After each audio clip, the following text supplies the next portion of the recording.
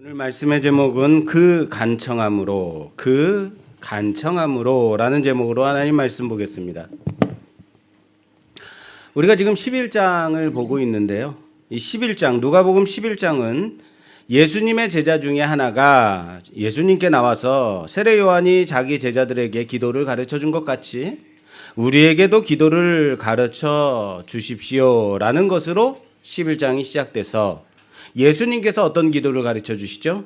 주기도문, 주님 가르쳐 주신 기도를 가르쳐 주시죠. 그래서 11장이 시작이 됩니다. 그것이 지난주, 지지난주 본 내용입니다. 그리고 오늘 본문은 또 이르시되, 뭐라고요? 또 이르시되, 또라는 말이에요. 또라는 것은 앞의 내용과 연결하여 이르시되라는 거예요. 또 이르시되 너희 중에 누가 벗이 있는데 하며 기도의 본문, 앞에 예수님께서 가르쳐 주신 그 기도의 본문이 지금 오늘까지도 계속되고 있다, 오늘 본문에도 계속되고 있다라는 것을 알려주시는 거죠. 또 이르시되.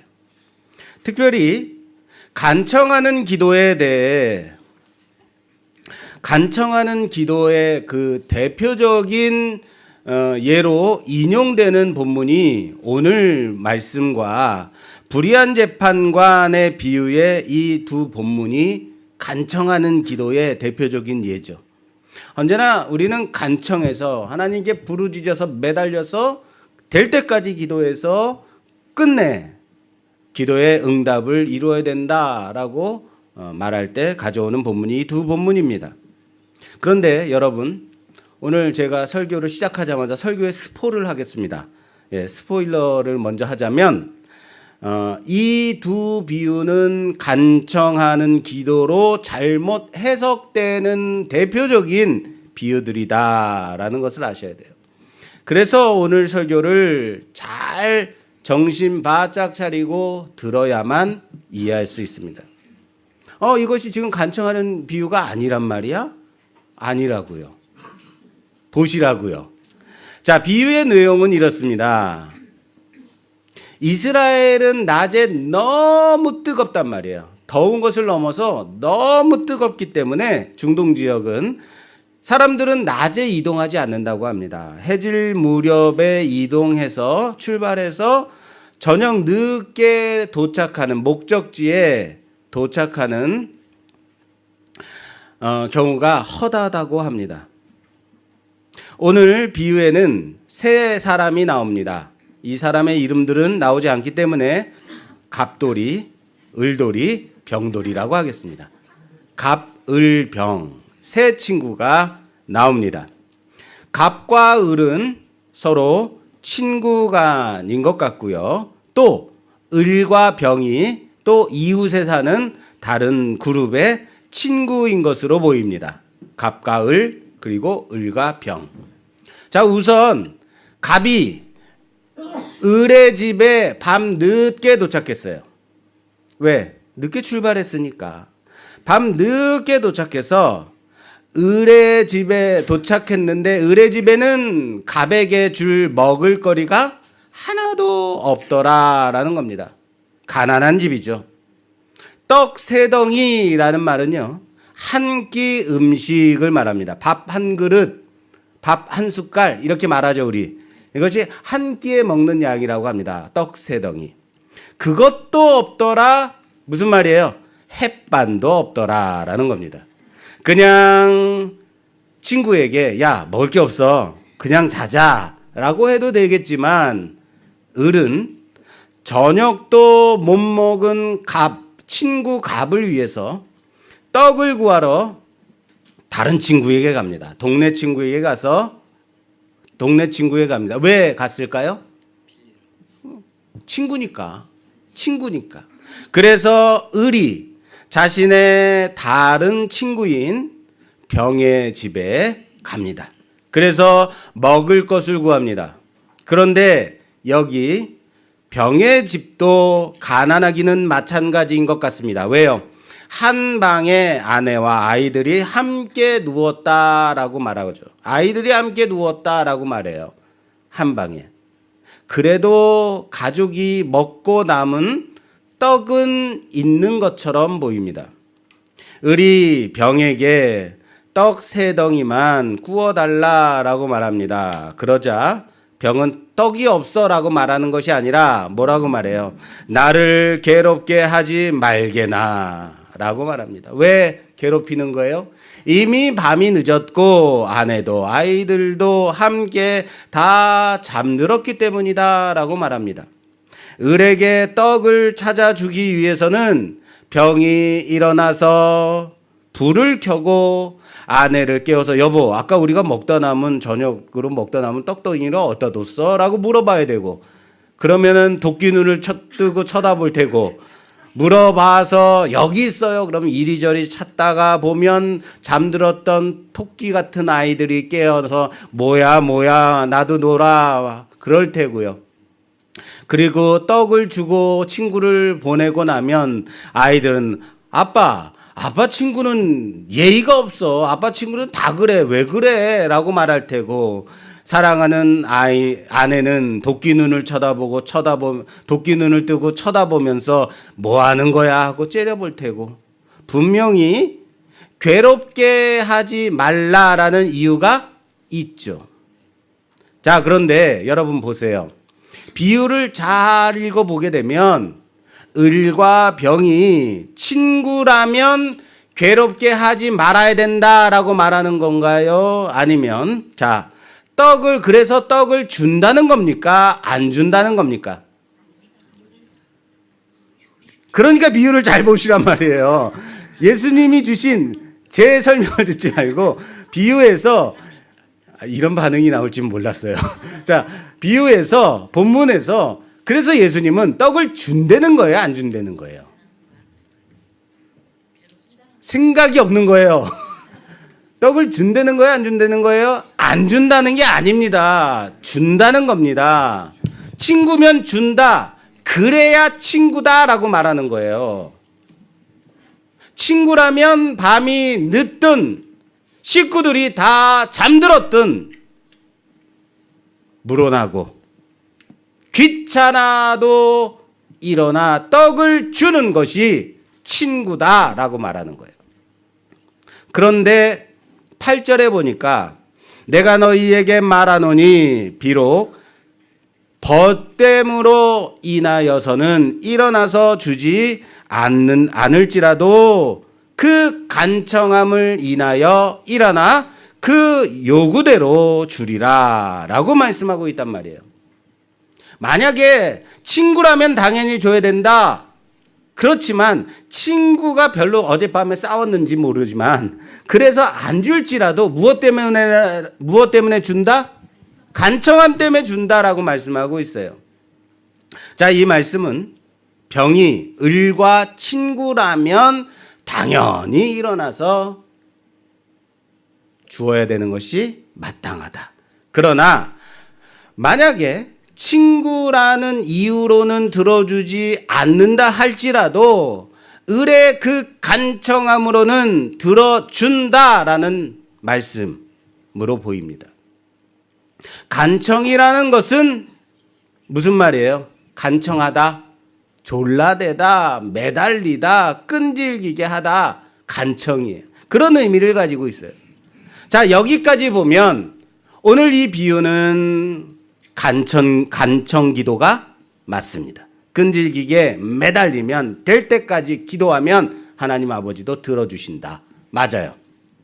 너희가 끈질기게 기도하면 하나님께 매달리면 끝내 하나님은 들어주실 것이다.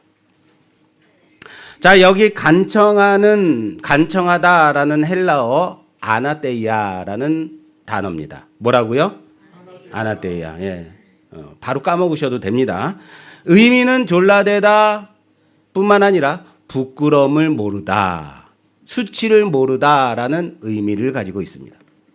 파렴치한이다라는 말을 가지고 있어요.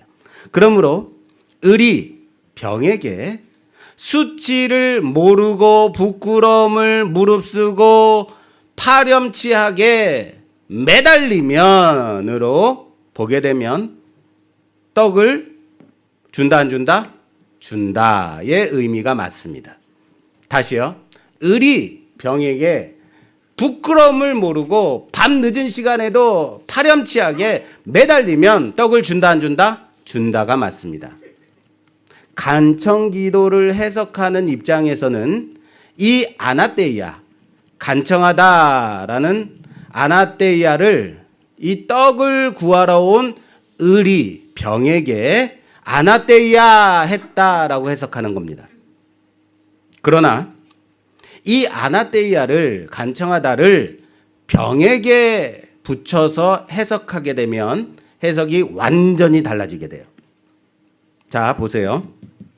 병은 자신에게 돌아올 그 부끄러움, 수치 때문에라도 일어나 을에게 떡을 줄 것이다 라는 의미가 되는 거예요. 왜 굳이 그렇게 해석해야 되냐고요? 왜 그냥 우리가 볼 때는 을이 병에게 수치를 모르고 간청한 것처럼 보이는데 왜 병이 수치를 무릅쓰고가 아니라 수치 때문에서라도 을에게 떡을 준다라고 해석해야 되냐고요? 그게 11장 전체의 맥락을 보면 확실하게 그렇게 해석이 되기 때문에 그래요. 그렇게 해석해야지 맞습니다. 그리고 그렇게 해석하는 것이 문법상도 헬라어 문법상 맞습니다. 우리는 로마 시대의 문화를 좀 이해할 필요가 있어요. 로마 문화 속에서 사람과 사람 사이의 관계는 두 가지의 관계가 있습니다. 물론 지금도 그렇죠. 수직적 관계와 수평적 관계가 있습니다. 어떤 관계가 있다고요? 수직적 관계와 수평적 관계가 있습니다. 수직적 관계는 주종의 관계를 말합니다. 다시 말해서 시혜자와 수혜자의 관계를 말하는 거예요. 시혜자는 은혜를 일방적으로 베푸는 사람, 시혜자입니다. 은혜를 베푸는 자, 시혜자. 수혜자는 그 은혜를 받는 사람을 수혜자라고 합니다. 이런 거예요.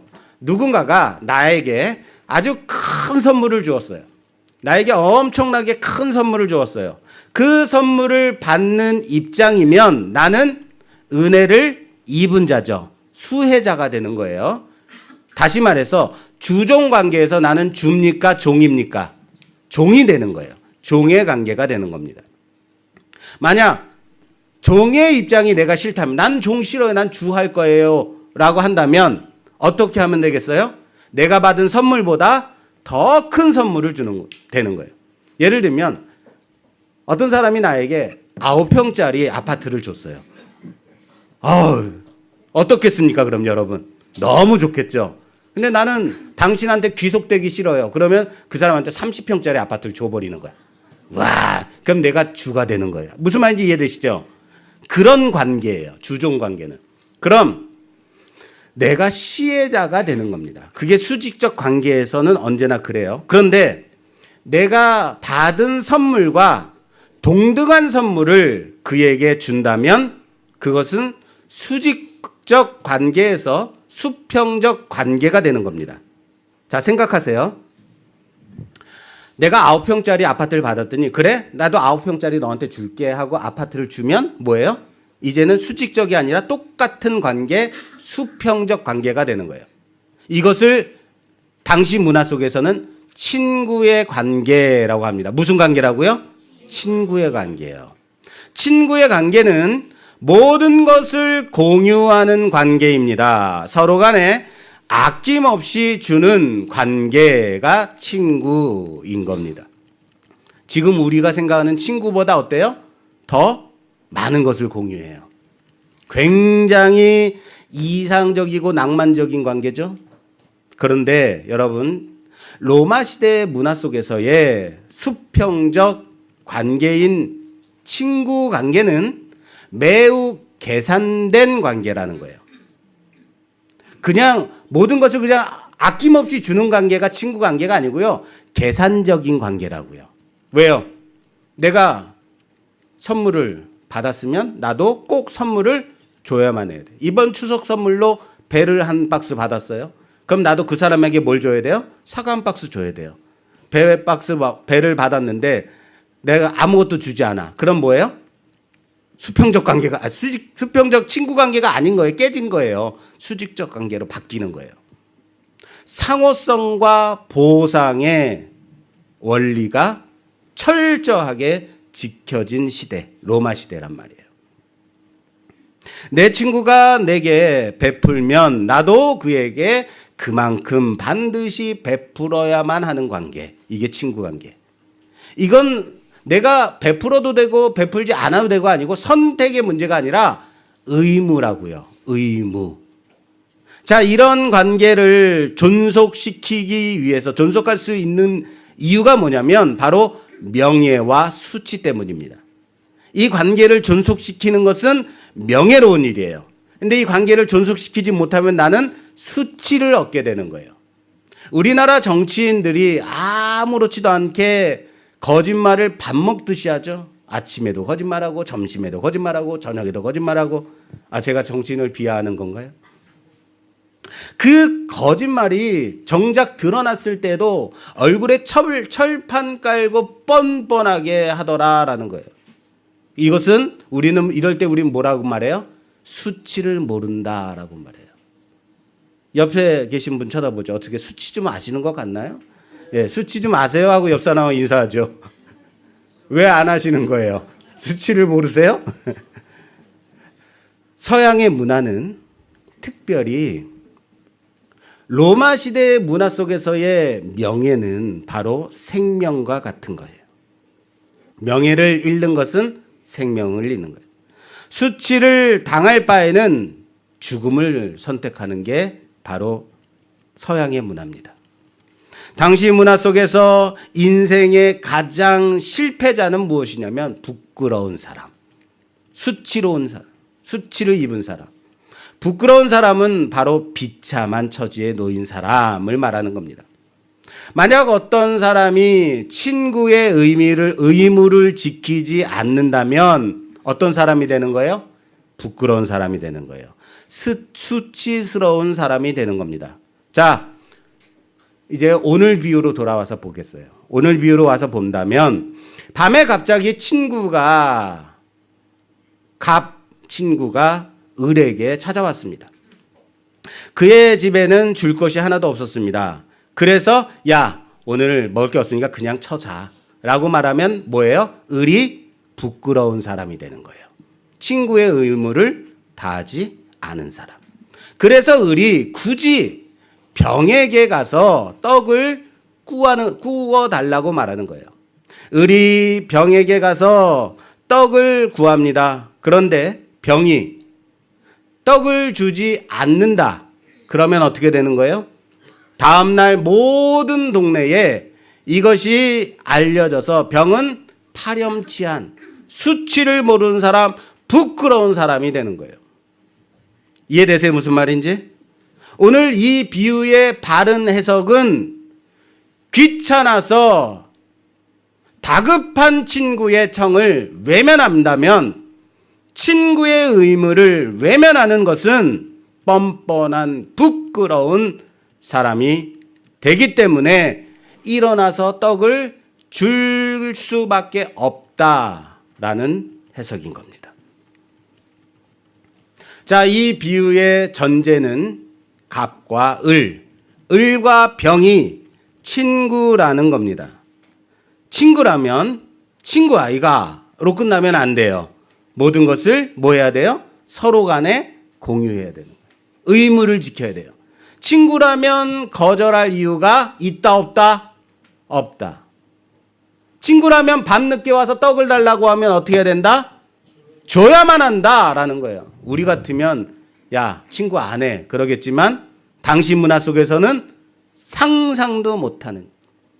그러므로 졸라댈 필요가 있다 없다? 없어요. 간청할 필요가 있다 없다? 없다라는 겁니다. 대답할 필요가 있다 없다? 대답 좀 하시라는 얘기입니다. 어디 가셨어요? 본문의 키워드는 친구 관계입니다. 따라서 합시다. 본문의 키워드는 친구 관계이다. 밤에 찾아와 귀찮게 하는 친구라 할지라도 그 의무를 다한다라는 말씀이에요. 무엇 때문에? 관계 때문에. 친구라면 당연히 준다라는 겁니다. 그런데 끈질기게 매달리면 끝내 받을 것이다로 본다. 이게 문제예요. 끈질기게 매달리면 준다로 보면 된다, 안 된다? 안 된다. 친구 간에도 그렇게 하지 말아야 하는 거예요. 그럼에도 끈질기게 구하고 매달리고 줘! 일어나서 주란 말이야. 만약에 그렇게 한다면 에이씨! 야! 가져가! 라고 해야 된다는 거예요. 이것은 마치 불의한 재판관과 같은 선상에서 봐야 되는 비유인 거예요. 불의한 재판관은 그 불의한 재판관의 비유에서 아주 하찮은 층에 있는 과부가 불의한 재판관에게 와서 내 억울함을 해결해 달라고 매달릴 때 이 사람은 재판관임에도 불구하고 뭐예요? 의롭지 않은 사람, 불의한 재판관인 거예요. 그럼에도 불구하고 끈질기게 기도하면 말도 안 되는 재판을 들어준다? 승소시켜준다? 그 재판관이에요? 아니에요? 아닌 거예요. 누가복음에 있으니까 그때 가서 제가 더 자세하게 설명드리겠습니다. 아무리 벗됨이라 해도 상식에 지나치면 안 되는 거예요. 상식에 지나치면 안 되지만 그럼에도 불구하고 벗이라면 당연히 해준다라는 겁니다. 그것이 아닐지라도 당시 문화 속에서 관계라면 관계를 수평적 관계를 유지하기 위해서라면 당연히 준다 안 준다? 준다라는 겁니다. 예수님은 의로우신 분입니다. 그러한 의도가 아니다라는 거예요. 왜 이 비유를 우리에게 주셨을까요? 11장 5절부터 갑자기 이 비유가 나왔어요. 또 이르시되.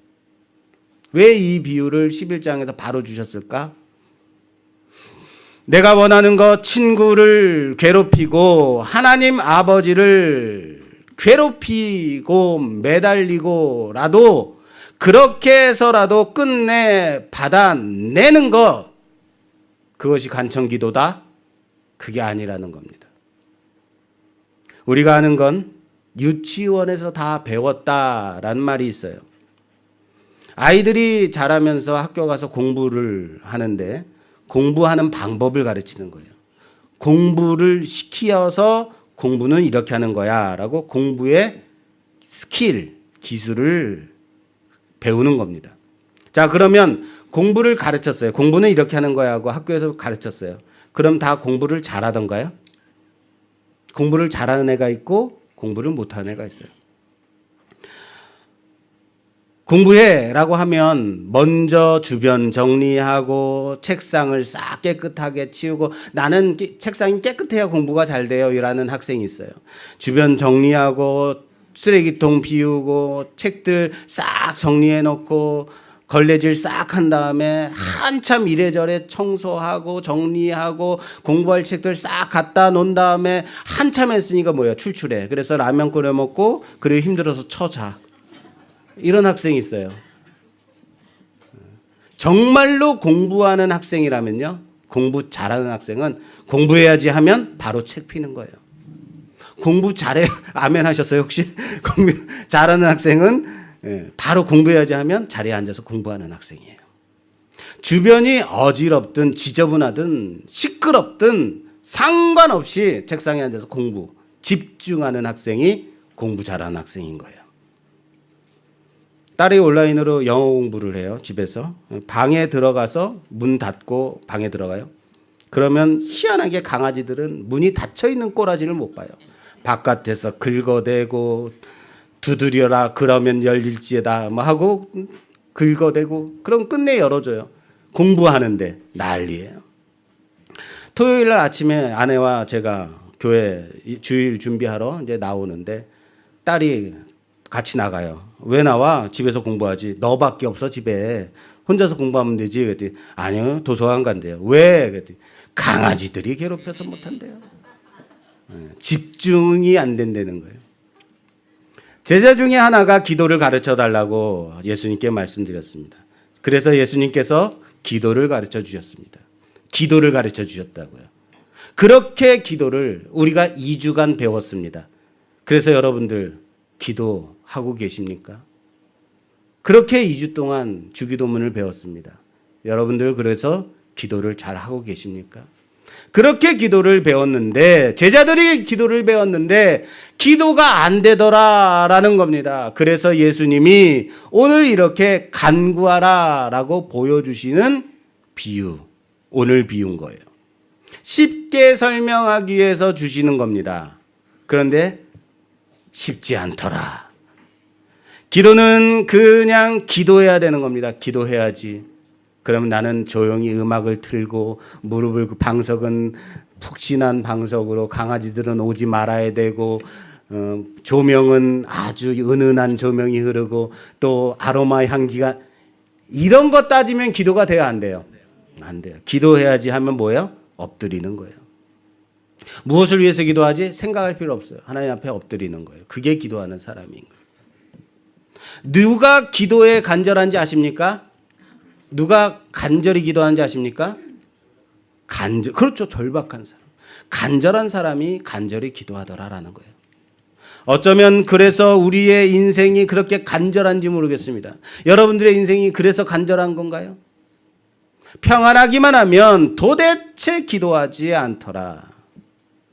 11장은 기도를 가르쳐 달라고 하는 제자들에게 주기도를 가르쳐 주신다라고 했습니다. 주기도문의 내용이 뭐였습니까?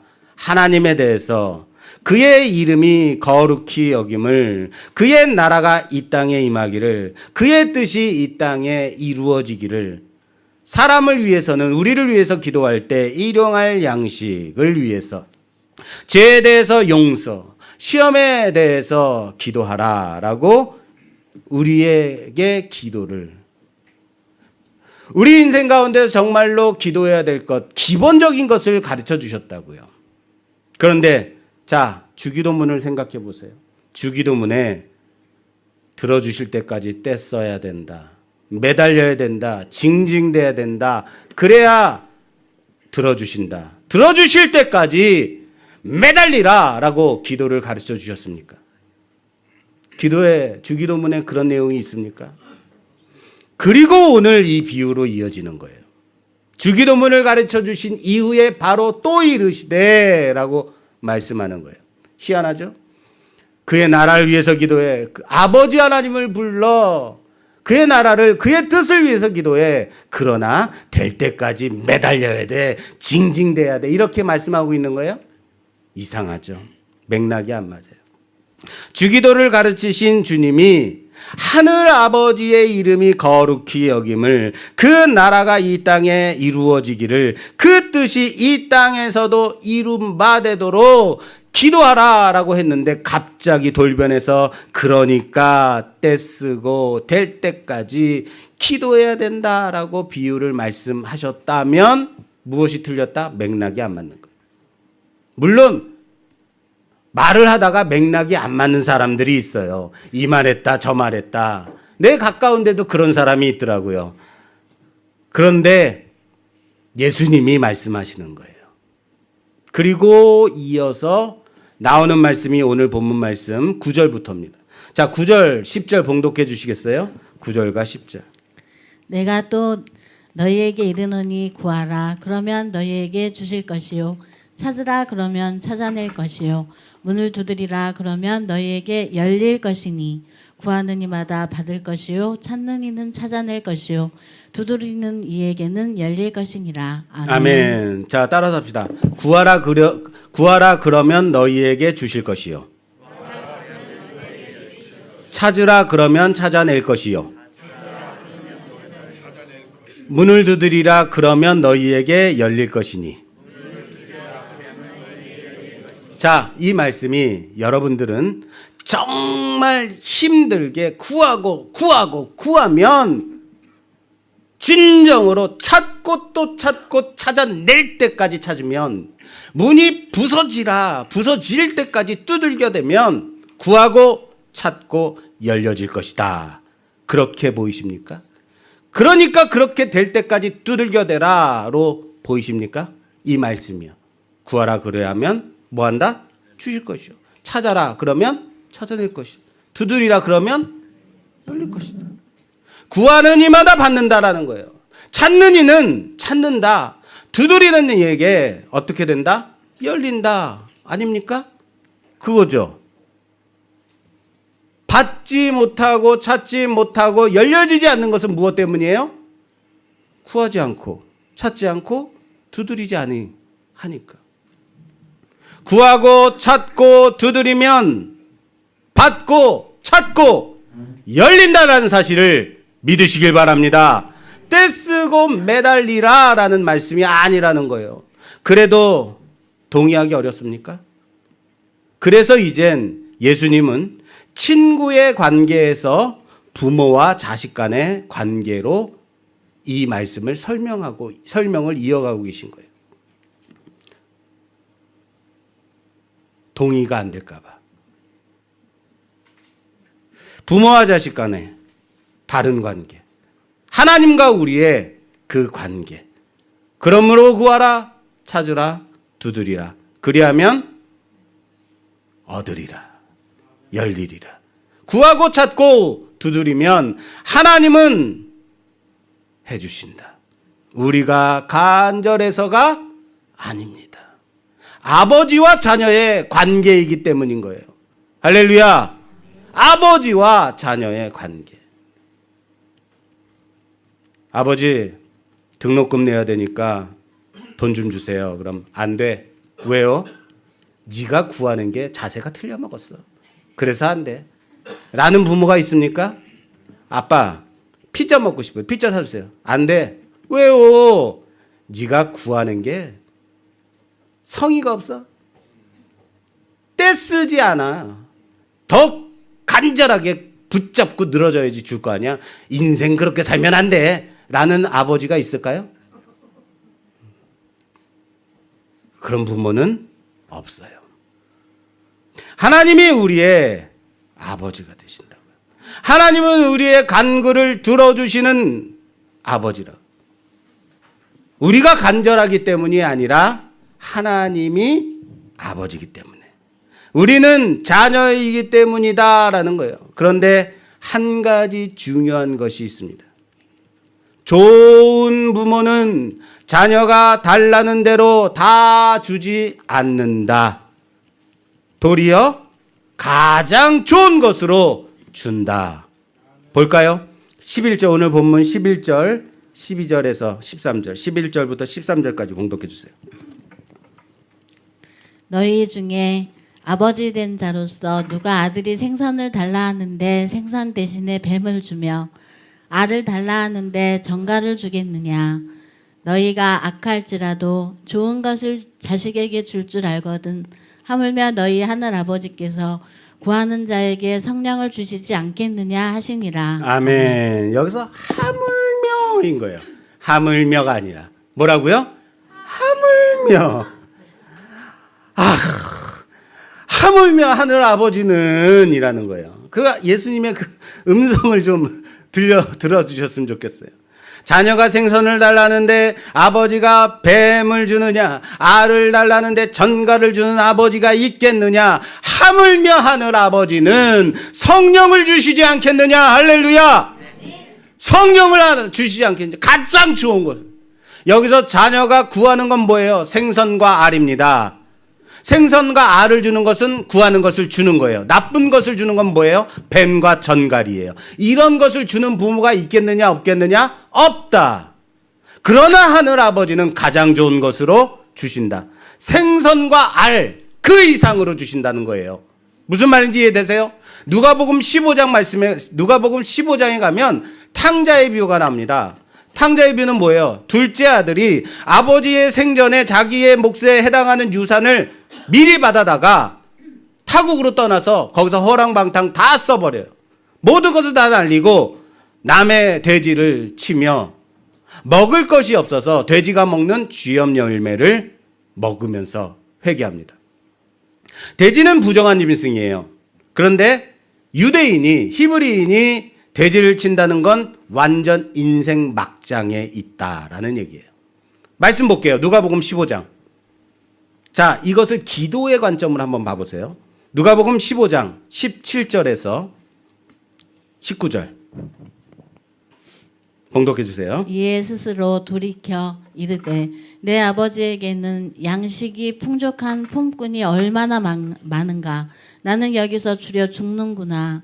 내가 일어나 아버지께 가서 이르기를 아버지 내가 하늘과 아버지께 죄를 지었사오니 지금부터는 아버지의 아들이라 일컬음을 감당하지 못하겠나이다. 나를 품꾼의 하나로 보소서 하리라 하고. 아멘. 자, 둘째 아들이 뉘우치고 집으로 돌아가서 내가 하늘과 아버지께 죄를 지었으니 이제는 더 이상 나를 아버지의 아들이라고 부르지 마십시오. 종으로 여겨달라라고 해야지라고 결심합니다. 그렇게 결심한 후에 집으로 돌아가는 중에 멀리서 아버지가 아들을 알아보고 달려와서 목을 얼싸안고 입을 맞추고 아들이 이제 준비해온 그 멘트.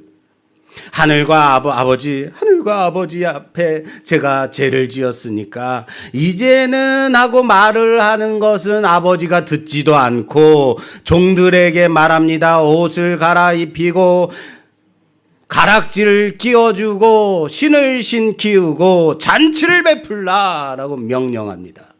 자, 여기 아들의 말은 더 이상 아버지의 아들이 아닙니다인 거예요.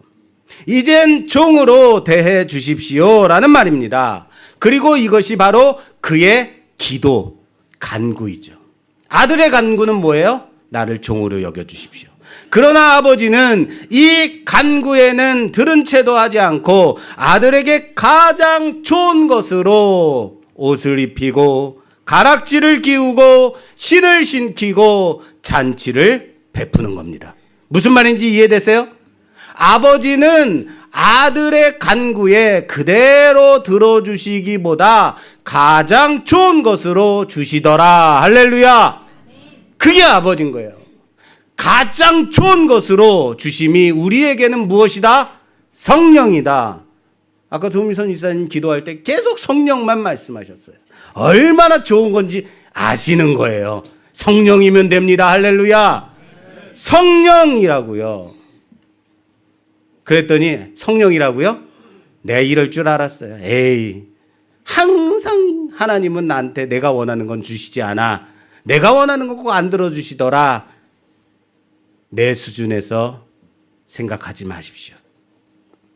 성령의 가장 중요한 사역이 무엇인지 아십니까? 우리를 주도하심입니다.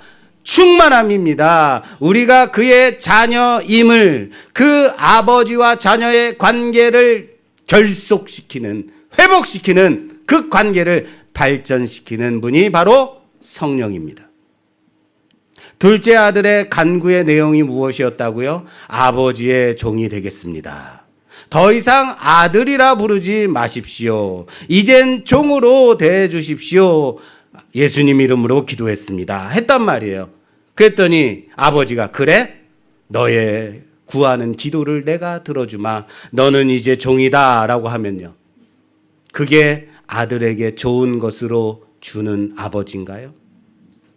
아들의 기도가 들어진 건가요? 들어지지 않은 건가요? 그렇죠. 그렇게 보면 안 들어준 거예요. 그러나 어떤 간구로 시작했든 기도의 목표는 아버지께로 돌아가는 겁니다. 품꾼으로가 아닌 아들로 회복되어지는 것이라는 겁니다. 하나님의 자녀됨을 회복하는 겁니다. 11장에 예수님의 기도는, 예수님이 가르쳐 주신 기도는 아버지라는 호칭으로 시작되고 이 아버지라는 호칭 안에 다 들어 있습니다. 주기도문만 보시지 마시고 11장 전체를 보세요. 하나님 이거 주세요. 저거 주세요. 간구합니다. 배고픔을 면하게 해달라고 간구합니다. 이것만 해결되면, 이것만 해결해 주신다면, 저것만 들어주신다면 항상 우리 기도에는 뭐가 있어요? 조건이 들어있더라. 그런데 그래서 그 간구를 하나님께서 들어주셨을 때 다시 다른 것 구하더라. 우리의 기도가 품꾼의 기도에 머물지 말아야 합니다. 사랑하는 여러분, 자녀답게 기도하는 우리 모두가 되기를 주님의 이름으로 부탁합니다. 우리의 기도는 간구로 이어져 있습니다. 절박함 속, 불안함 속에, 그런데 그 절실함이 해결되면 기도하지 않더라. 하나님의 도우심으로 해결됐는데 해결되니 하나님을 찾지 않더라. 하나님을 떠나더라 라는 겁니다. 아닌가요? 내가 하나님이라면요, 이것을 들어줘 말어 고민이 될 겁니다. 들어주면 다시 만나러 오지 않을 거고 떠날 테고, 안 들어주면 밤낮으로 찾아와서 매달리고 떼쓰고. 그렇게 보면 유산 가지고 있는 부모의 입장이 이해가 됩니다. 유산이 있는 동안은 어때요? 자녀들이 부모에게 잘하더라. 때마다 찾아와서 인사하더라. 효자 노릇하더라. 그런데 유산을 미리 나누어 줬더니 어떻게 하더라? 코빼기도 내밀지 않더라. 유산 꼭 가지고 계십시오. 우리 부모님들. 네, 줄 생각하지 마십시오. 그냥 평안히 사십시오. 사랑하는 여러분, 친구라 하더라도 간청하면 줄 수밖에 없다. 그런데 네가 간청하는 그 대상이 누구다? 아버지다. 세상 사람들은 달라고 하면 죽든 말든 상관없이 마음대로, 네 마음대로 해라고 주더라. 뭐예요? 번개탄 주세요. 농약 주세요. 네, 얼마입니다. 계산하고 끝이에요. 그러나 아버지는 자녀에게 필요한 것을 알더라. 필요 없는 건 주시지 않는다. 먹고 죽을 거라면 주시지 않는 게 맞습니다. 그리고 들어주면 떠날 게 뻔하다면 들어주시지 않는 게 맞다. 자녀에게 가장 좋은 것으로 주시는 하나님 아버지란 사실을 믿으시기 바랍니다. 누가복음 11장은 단지 기도의 관점으로만 보게 되면 잘못 해석할 여지가 많은 본문입니다. 그러나 이젠 11장을 기도로 보지 마십시오. 관계의 관점으로 해석하십시오. 무슨 관점이요? 관계요. 아버지와 아들의 관계로 해석하면 지금 우리에게 주시는 그 메시지가 확실해지는 겁니다. 하나님은 우리의 아버지가 되십니다. 믿으십니까?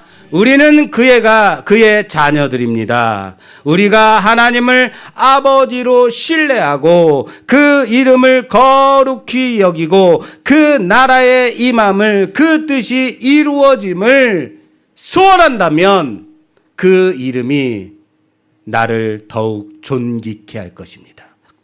그 나라, 내 나라로 이어받게 될 것입니다.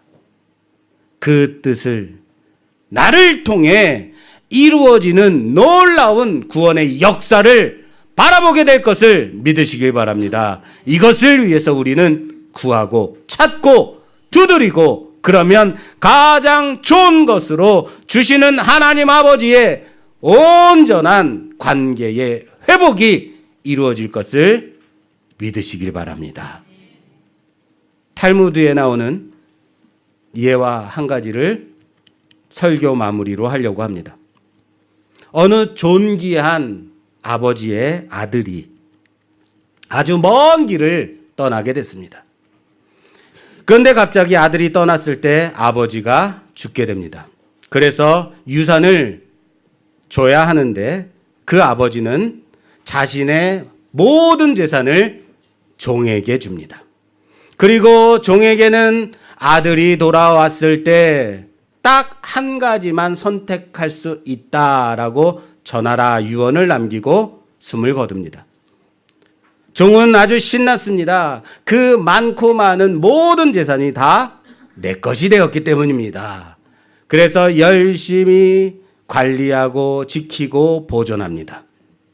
세월이 많이 흐른 후에 먼 길을 떠났던 아들이 돌아옵니다. 종이 말합니다. 아드님, 아버지께서 유언을 남겼는데 당신은 이 많은 것들 중에 딱 한 가지만 가질 수 있다고 합니다. 무엇을 선택하시겠습니까? 라고 물어봤어요. 그랬더니 아들이 하는 말이 나는 너를 갖겠다. 이해되십니까? 이겁니다. 아들은 모든 것을 소유한 종의 주인이 되면 끝인 겁니다. 그게 바로 아버지와 아들의 관계인 겁니다.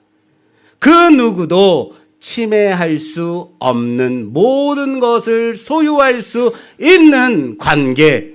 그래서 아들은 아버지의 이름을 위해서 기도하는 거라고요. 그 아버지의 나라를 위해서 그 뜻을 이루어짐을 위해서 기도하는 거라고요. 단지 그 관계성에 대한 확신, 믿음만 있다면 되는 겁니다. 내가 바라는 것, 원하는 것, 내 계획 내려놓고 단지 그 이름을, 그 나라를, 그 뜻을 구하고 찾고 두드리면 되는 겁니다.